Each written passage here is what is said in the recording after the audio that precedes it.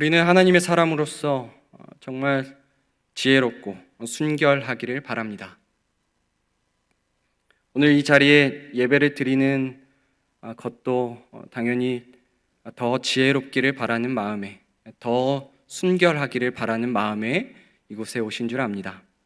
세상과 구별된 사람이 되고 싶고, 그리고 세상과 다른 방법으로, 다른 방향으로 살기를 바라는 그 마음이 우리 여기 계신 성도들, 그리고 예배에 함께 하시는 모든 분들께 가득가득할 줄 압니다. 때론 우리를 하나님 사람답게 살지 못하는 것으로부터 떠나고 싶을 때가 있습니다. 혼란스럽게 하고 어지럽게 하는 세상의 여러 가지 것들, 그것들 포기하고 그것들 가운데 있기 싫어서 벗어나 어디론가 멀리 떠나고 싶기도 합니다. 실제로 많은 사람들이 멀리 떠나기도 합니다. 옛날에는 수도원, 그리고 기도원, 이런 아무도 없는 곳으로 가서 하나님과 독대하고 싶은 생각을 갖기도 합니다. 또 많은 사람들이 저곳에 가면 하나님을 만날 수 있대라는 그러한 특별한 장소 같은 곳으로 떠나가기도 합니다. 그러나 우리가 알아야 할 것, 바로 하나님께서 우리를 세상에 보내셨다는 것입니다.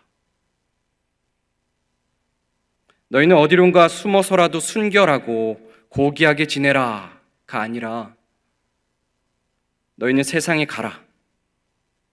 그리고 세상의 소금, 세상의 빛으로 살라. 이렇게 말씀하셨기에 우리는 사실 세상과 담을 쌓고 싶지만 그럼에도 세상 속에 살아야 하는 우리의 삶임을 우리가 꼭 알아야 합니다. 오늘 읽은 본문에서도 예수님은 그의 제자들을 보내십니다.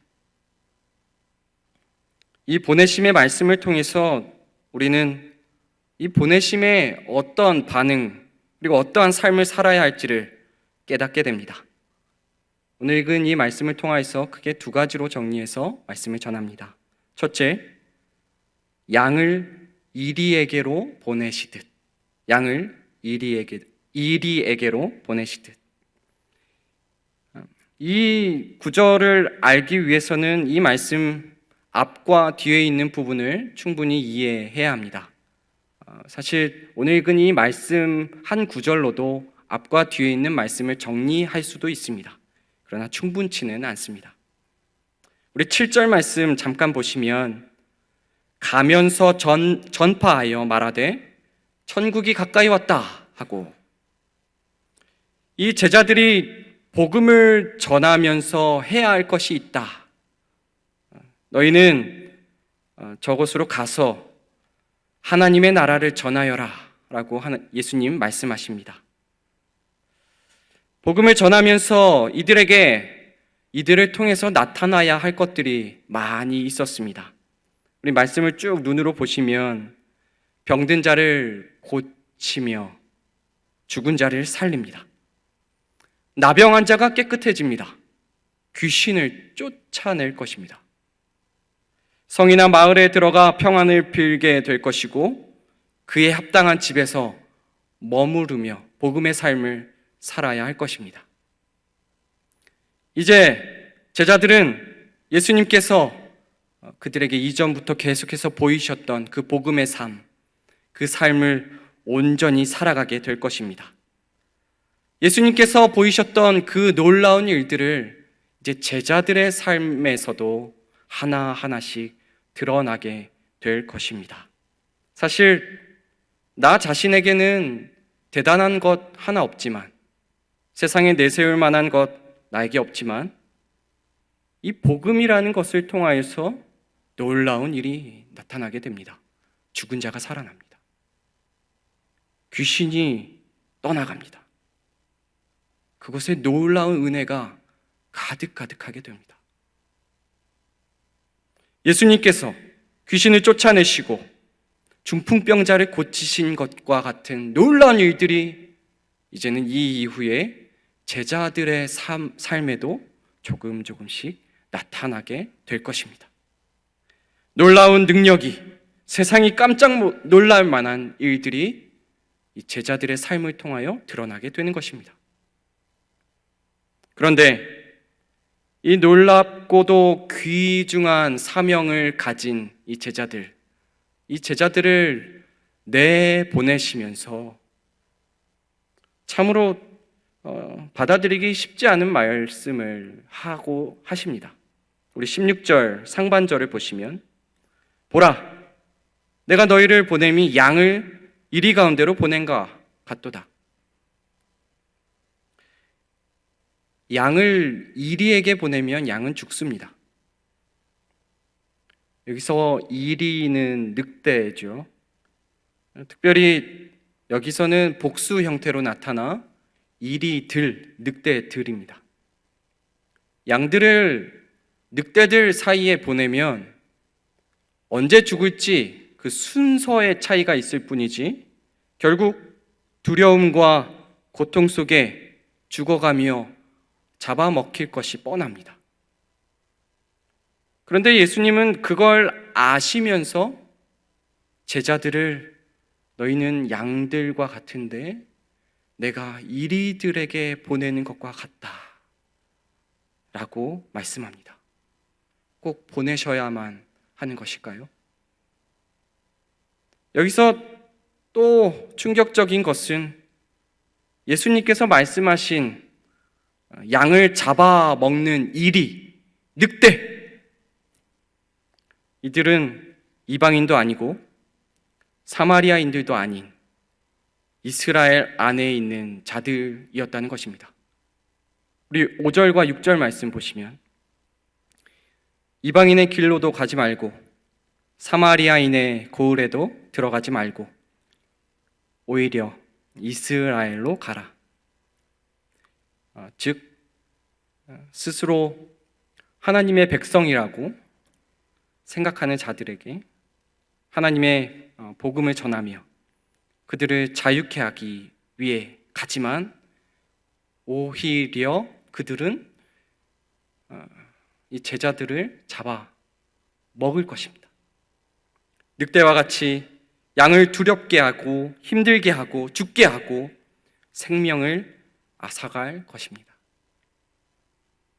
17절, 18절 보시면 그들이 너희를 공회에 넘겨주겠고 그들의 회당에서 채찍질하리라, 끌려가리라.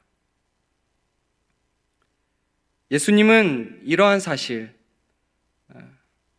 이러한 것들이 일어날 것을 아시면서도 제자들을 보내십니다. 왜냐하면 그곳이 이제 하나님의 사람들이 있어야 할 곳이기 때문입니다. 잠시 양해 말씀드리면 제가 약을 먹어서 혀가 조금 부자연스럽습니다. 성도 여러분, 양을 이리들 틈에 보낸다. 사실 양이 있어야 할 곳은 양울이 아닌데 이 양이 이리들 가운데 나아간다. 예수님은 이 양이 이리들 틈에 있어야 한다고 말씀합니다.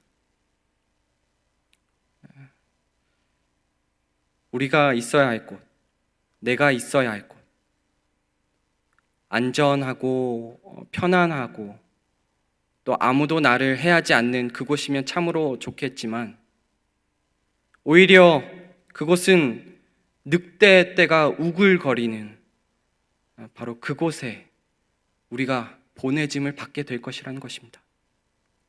아플 수 있습니다. 두려울 수 있습니다. 아니, 더 나아가 죽을 수 있습니다.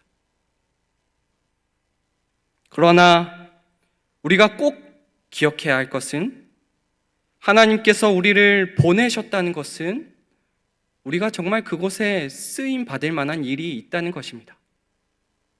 너무나도 놀라운 일 아닙니까? 하나님의 일에 조금이라도 쓰임을 받을 수 있다는 것. 양처럼 연약한 나를 통해 이리들이 우글거리는 그곳에 이 작은 자를 통하여, 이 연약한 자를 통하여 하나님의 일들을 행하시는 것입니다. 성도 여러분, 여러분이 있는 곳, 우리가 있는 곳은 어디입니까? 아주 편안한 곳, 나를 보호해 줄 만한 곳, 나를 인정해 주는 곳, 내가 그래도 잘 나아갈 수 있는 그곳이면 좋겠지만, 그러나 우리 주님은 우리를 이리들 틈으로 보내십니다. 우리를 통하여서 하나님께서 일하실 것이 있다는 것입니다. 그것을 참으로 기뻐하시고 감사하시고 그곳에 온전히 순종하는 우리가 되기를 소망합니다. 아멘. 둘째, 뱀과 비둘기처럼입니다. 뱀과 비둘기처럼. 예수님은 양을 늑대 가운데로 보냄과 같이 보내시지만 그냥 보내시는 것이 아니고 어떻게 살아야 하는지 그 삶의 방향까지 말씀해 주십니다. 그런데 이 말씀이 참으로 쉽지 않습니다. 16절 하반절입니다. 그러므로 너희는 뱀같이 지혜롭고 비둘기같이 순결하라. 세상에 지혜로운 것들이 참 많이 있습니다. 그런데 왜 굳이 뱀같이 지혜로우라고 말씀하셨을까요? 그리고 세상에 순결한 것들도 참 많습니다. 그런데 왜 비둘기같이라고 말씀하셨을까요? 우리는 이 의미를 제대로 알아야 그 뜻대로 제대로 살 수 있게 됩니다. 뱀 하면 우리는 하와를 유혹했던 그 존재가 생각납니다. 그 뱀이 생각나고 용과 사탄이 생각납니다. 도대체 그것의 어떤 면을 닮아야 한다는 것인가? 그런 생각을 가질 수 있습니다. 그러나 우리가 먼저 알아야 할 것은 그 사탄을 생각하기 전 이 피조물이라는 뱀이라는 피조물에게만 먼저 집중을 했으면 좋겠습니다. 뱀이란 피조물도 하나님께서 창조하신 창조물, 피조물이라는 것. 그래서 원래 이 뱀의 속성을 이제 하나님께서 더 잘 아시는 거죠. 세상 어떤 이보다 이 뱀에 대한 부분을 더 잘 아시는 하나님, 우리에게 그 잘 아시는 부분을 우리에게 가르쳐 주십니다. 성경 여러 곳에 뱀이 얼마나 두려운 존재인지 많이 나옵니다. 맹독을 가지고 있어서 그러겠죠. 그러나 언제 어디서 공격할 줄 모르기 때문에 뱀은 더 두려운 존재입니다. 이러한 뱀의 공격이 성경에 한 몇 군데에 나타납니다. 어느 곳에 숨어 있는지도 모르게 어느 지역에 갔는데 갑자기 뱀이 나타나 뭅니다. 그리고 뱀이 이곳 저곳으로 뛰어 마치 나르는 것과 같은 표현이 성경에도 나타나 있습니다.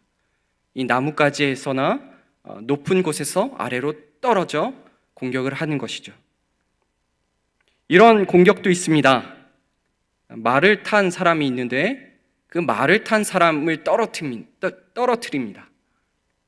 말에 이 말굽을 물어 말이 요동치게 하여 이 말에 탄 자를 떨어뜨리는 거죠. 어디서 언제 나타날지 모르는 뱀의 모습입니다. 혹 이러한 뱀의 갑자기 나타나는 이러한 모습을 가지고 지혜라고 표현한 것일까요? 사실 뱀처럼 지혜로우라는 이 말씀을 이 뱀에게서 이 지혜롭다라는 것을 도출하기보다 먼저 예수님께서 지혜롭다 그리고 지혜로운 사람이란 말씀을 어디에서 하셨는지를 찾아보는 것이 먼저 더 좋겠습니다. 예수님은 이 마태복음에서 두 가지의 경우의 것을 지적하시며 지혜로운 사람이다라고 말씀하셨습니다. 첫 번째, 집을 모래 위가 아닌 반석 위에 지은 자, 이 자를 향하여 지혜로운 자다라고 말씀하셨습니다. 두 번째, 주인이 떠나 지금 없지만 주인을 위해 그 집사람들을 위해 때를 따라 양식을 나눠준 종, 이 종을 두 번째로 지혜로운 사람이라고 말씀했습니다. 이들의 공통점은 이렇습니다. 지금 무엇을 해야 하는지 정확하게 아는 사람. 나중을 위해서 지금을 제대로 준비하는 사람. 바로 이러한 모습이 예수님은 지혜로운 모습이라고 말씀하신 것입니다. 뱀이 그저 막 공격하지 않습니다. 사실 자기에게 위협이 될 때에만 공격을 하는 것으로 알려져 있는데요. 뱀은 먼저 공격하지 않고 기다립니다. 기다리고 기다립니다. 그리고 확실히 때가 되었을 때는 그때를 놓치지 않고 분명하게 공격합니다. 재빠르게 공격합니다. 너희는 뱀같이 지혜로워라. 인내하고 때를 기다릴 줄 알며 정말 제 때가 되면 분명하고도 정확하게 그 일을 감당해야 할 것을 이 뱀의 지혜를 통하여 우리에게 말씀해 주십니다. 복음으로 살다 보면 바보가 될 때가 많습니다. 피해자가 될 때가 많이 있습니다. 특히 이리들 틈에서는 더 그럴 것입니다. 그러나 정말 나의 사명을 알고 내가 해야 할 것을, 해야 할 때를 분명히 알고서 정확하고 분명하게 감당해야 할 것입니다. 그것을 위해서 우리는 복음을 더 알아야 할 것이고요. 그리고 제대로 그것을 드러낼 수 있는 복음의 실력을 우리는 갖춰야 합니다. 다음으로는 비둘기인데요. 비둘기는 워낙 순결함으로 유명하죠. 노아 때 이 홍수가 그친 이후에 감람 잎사귀로 희망을 전해준 새입니다. 하나님께 제사를 드릴 때 유일하게 이 새로 제사를 드릴 수 있는 선택받은 새입니다. 산비둘기와 집비둘기지만 어쨌든 비둘기입니다. 구약 아가에서 아름다운 여인의 모습을 이 비둘기에 빗대었습니다. 그리고 공간 복음에서 예수님께서 세례를 받으실 때에 성령이 내려오심에 이 비둘기를 언급합니다. 이 이미지를 기억하고 계십시오. 그런데 비둘기처럼 순결하라라는 이 말에 사실 또 하나의 단서가 있습니다. 그것은 바로 순결하라라는 이 단어가 헬라어에서 이 뿔이 없는 상태를 가리킵니다. 뭐가 모난 것이 없는 상태, 뿔이 없는 상태. 비둘기는 매우 순종적이고 공격적이지 않습니다. 이러한 모습을 이 모나지 않은 상태, 순결한 상태로 이곳에서 표현하고 있는 것입니다. 너희는 비둘기같이 순결하라. 이것은 순종적이고 그럼에도 모난 것이 없는 상태로 너에게 맡겨진 일 끝까지 감당하라. 예수님은 뱀처럼 그리고 비둘기처럼이라는 말씀을 쓰시면서 우리들이 복음을 가지고 어떻게 살아야 하는지를 우리에게 알려주십니다. 우리 뒷부분에 19절부터 22절까지 제가 읽어보겠습니다. 너희를 넘겨줄 때에 이렇게 또는 무엇을 말할까 염려하지 말라. 그때에 너희에게 할 말을 주시리니 말하는 이는 너희가 아니라 너희 속에서 말씀하시는 이 곧 너희 아버지의 성령이시니라. 장차 형제가 형제를 아버지가 자식을 죽는 데에 내주며 자식들이 부모를 대적하여 죽게 하리라.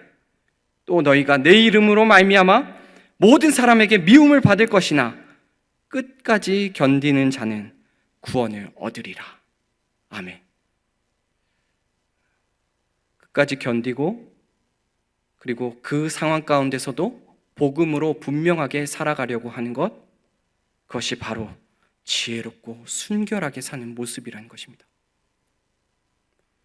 양을 이리들에게 보내는 것 같은 보내심, 그 가운데서 인내하고 기다리면서도 복음의 일을 분명하고 정확하게 해야 하며 또 모난 것이 없는 순결한 모습으로 그 일들을 감당하라. 바로 뱀처럼 그리고 비둘기처럼 그렇게 복음으로 살라는, 그렇게 보냄을 내가 보낸다라는 주님의 말씀인 것입니다. 보냄을 받은 제자들이 이런 삶을 살아야 했고, 이제는 우리가 이런 모습으로 살아야 합니다. 세상을 피하고 숨기보다 복음을 사는 데 있어 참 당당하면서도 모난 것이 없는 이런 모습으로 우리를 이 세상에 보내신 양의 목자이신 예수님의 뜻입니다. 참으로 안타까운 것은 오늘날 뱀처럼 그리고 비둘기처럼이라고 말할 때 그 의미가 참으로 달라져 있다는 것입니다. 이제 뱀이 보이는 지혜, 비둘기 같은 순결함은 오늘날 어디 있는지 모르겠습니다. 인내하며 때를 기다릴 줄 아는 그런 지혜로움이 아니라 그냥 뱀 같습니다. 우리의 입술과 행동을 통해 나오는 것, 거짓과 미움과 살인과 음행, 그러한 것들로 가득 차 있습니다. 순종적이고 모난 것이 없는 순결함이 아니라 모가 나고 뿔이 나 오히려 많은 사람들에게 공격적이고 상처를 주는 모습이 우리들의 모습입니다. 또한 오늘날 비둘기같이라고 하면 사실 무엇이 생각나십니까? 오히려 때가 꼬질꼬질 더럽고 피하고 싶고 거리에 쓰레기를 먹고 살고 사람들에게 달려들기까지 하고 비듬과 배설물을 난사하는 더러운 비둘기의 그 이미지가 우리들에게 너무 가깝지 않습니까? 혹 신자의 모습이 이런 비둘기의 모습은 아닐까 돌아보게 됩니다. 나는 어떻습니까? 어떠한 모습으로 어떠한 삶을 살아가고 있습니까? 성도 여러분, 하나님은 우리를 세상에 보내셨습니다. 얼마나 어렵고 아프고 힘든 건지 다 아시고 우리를 보내셨습니다. 이곳에서 정말 뱀처럼 지혜롭고 정말 비둘기처럼 순결하라고 원 그 의미대로 우리가 지혜롭고 순결하게 살아야 할 것입니다. 기도합니다.